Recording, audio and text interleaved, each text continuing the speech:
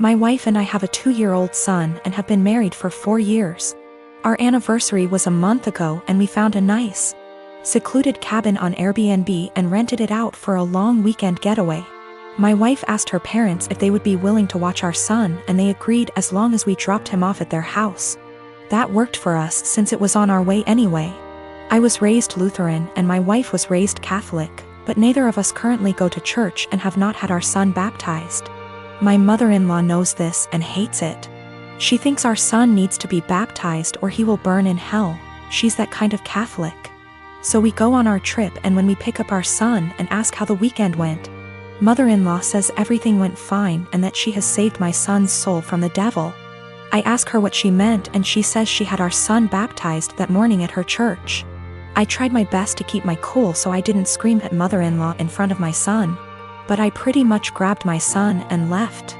On the car ride home I was fuming and told my wife as calmly as I could that this would be the last time her parents have our son unsupervised. She tried to downplay what her mom had done, but I told her we need to wait until we get home to talk about it because I'm not fighting in front of my kid.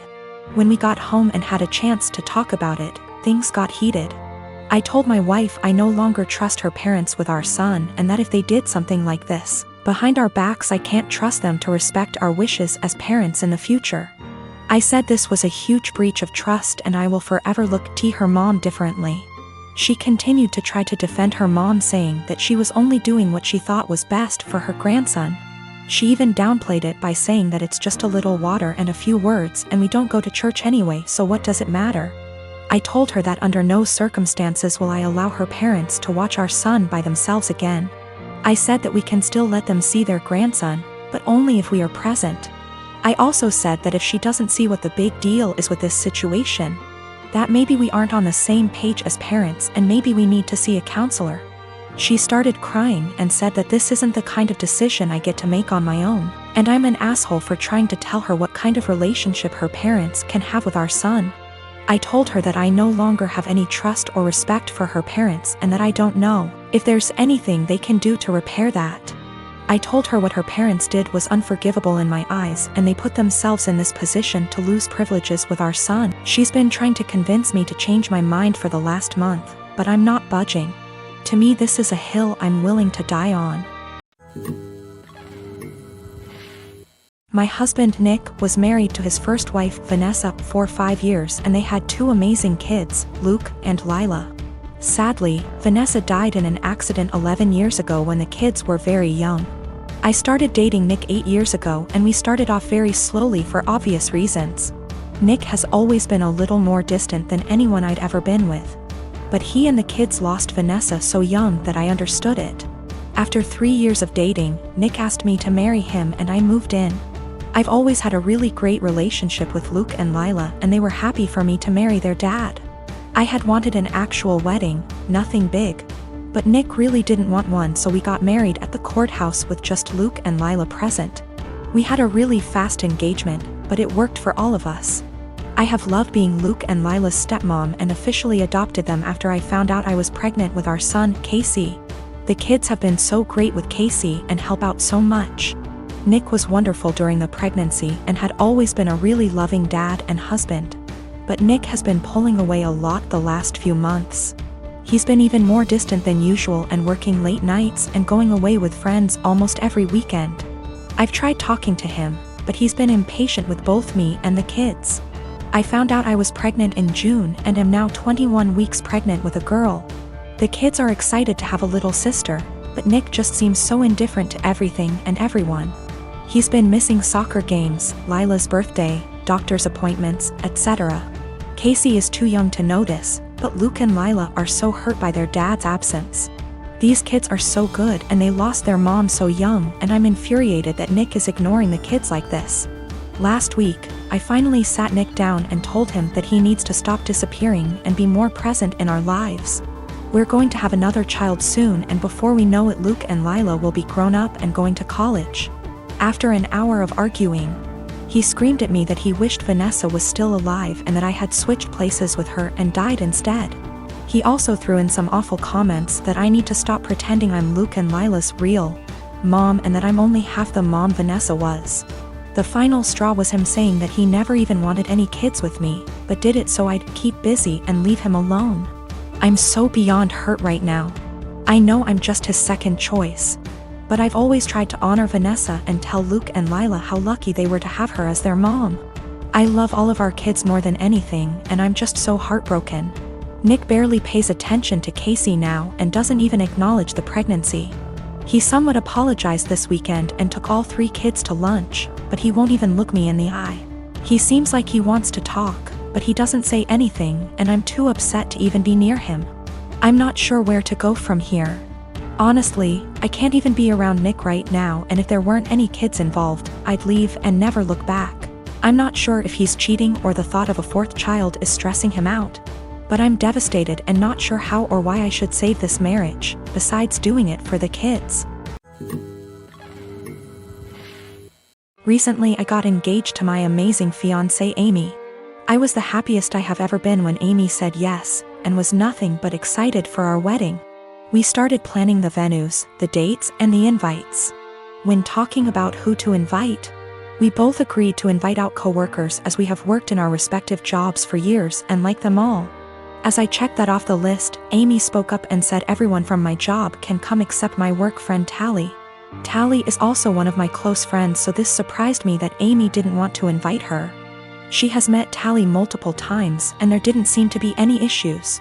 When I asked why, she said she just doesn't like her and finds our friendship uncomfortable, saying she thinks that Tally is the type of person to try to sway taken men and be the center of attention. After talking some more to see where she got this idea, it turned out this was based on nothing but Tally's looks, as even Amy admitted that Tally is always very kind to her. But still, Amy is adamant about Tally not going and said that she makes her insecure. Amy is a beautiful woman, so I don't know why she feels this way. I told Amy that if it makes her feel comfortable not having Tally at the wedding, then that is fine. But before invitations go out, I wanted to speak to her privately to let her know to save embarrassment. Amy agreed, and that was really that. We didn't speak on the matter after. A week or so later I went into work and Tally started to ignore me, only really talking if it was work related. I was confused as it isn't just her, our co-workers have started to ignore her and acting strange to me. So I contacted her BF, only for him to be sarcastic on the phone. I asked what the problem was when he asked if I actually didn't know what happened. He then filled me in. Turned out a few days earlier Amy came to my work on my day off with invitations. I had no idea she even made them yet. And handed everyone an invite in front of Tally, then saying to Tally, "You aren't invited, women like you aren't welcome," which has sparked everyone suggesting she is my other woman. Since then she has been harassed by some guys at work and shunned by the women. She is now looking for another job. This pissed me off and I apologized profusely as I didn't know. When I got home that night, I confronted Amy about this. She denied it at first, but then told me she did it, but it is now not an issue because she's quitting her job.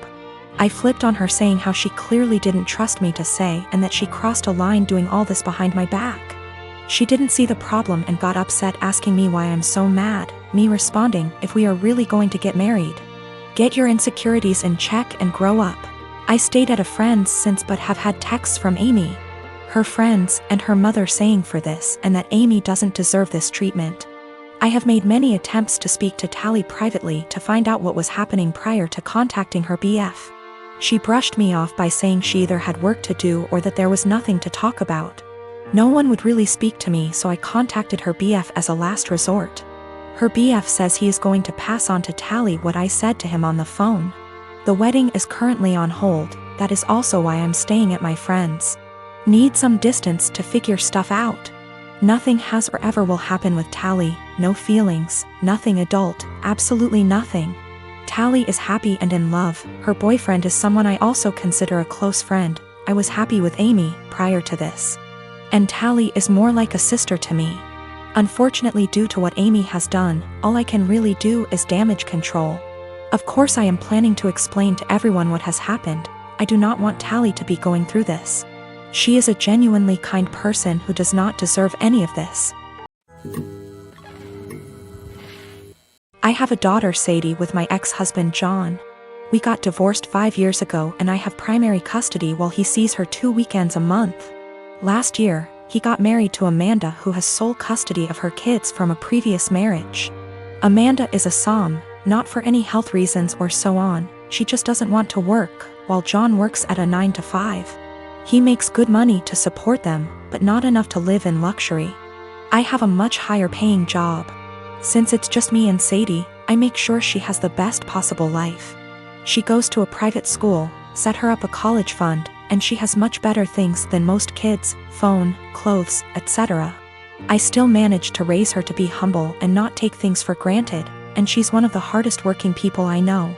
Always making sure to get good grades and keep her room tidy.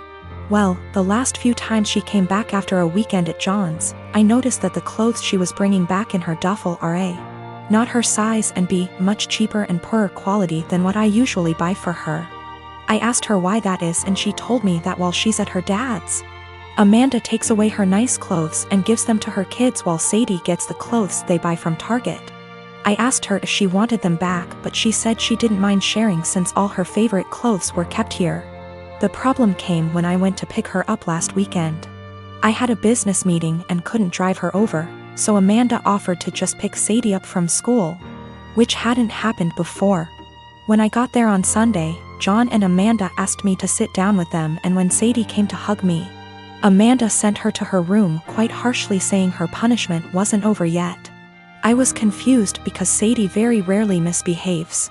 They sat me down in the kitchen and said that it was unfair for Sadie to be going to a private school while her kids go to a public one. So they decided that Sadie would be pulled out of private school and put in the same school as the girls.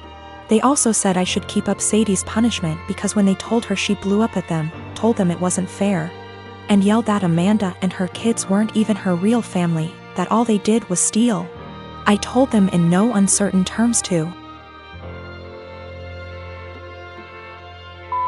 off. I would not be pulling my child out of a school she likes, away from her friends, because they can't afford it. I told them they could easily make as much money as me if Amanda started working in her field because she has the qualifications, and the job market is very good. I told them their money problems are not my issue, and if Sadie's items get stolen again or they try to pull her out of school, I'll be taking this to court. They've been blowing up my phone ever since, calling me a selfish. And after telling the story to a friend, he told me I was rubbing my success in their face. But I still don't feel like I did anything wrong. I got temporary guardianship while waiting for a court hearing. We're going to try to get full custody and have John get 1 day a week of visitation, supervised for at least the first few months, and no contact with Amanda or her kids. This way, he still sees Sadie just as much and they can try to repair their relationship, but she doesn't have to go back there. All contact between us is made through emails, which are CC'd by my lawyer, and I've asked for Sadie's things back. I've talked to Sadie and we've decided that she's going to try therapy for a little while to help deal with everything that's happened. We've had the hearing and our custody arrangements been modified. Any and all decisions relating to Sadie are made by me, and me alone. John has supervised visitation once a week, and Sadie will continue in therapy to deal with all the issues Amanda and company have caused her. They tried to push for 50/50 custody split on grounds of alienation. So me trying to put Sadie against her father. But we made it clear from the start that we wanted to keep Amanda and her children away, and wanted supervision only because we don't feel safe leaving him alone as of yet, but that we were open to modifications. Thanks to that, the proof of stealing, and Sadie's therapist's testimony, their claim was thrown out pretty quickly. Amanda's pissed, and has tried to contact me and Sadie, but I made it clear to her that if she keeps harassing me or my daughter, I'll have to make this known to the authorities. Sadie and I have blocked her everywhere, and any communication between John and us is made through text messages or emails only.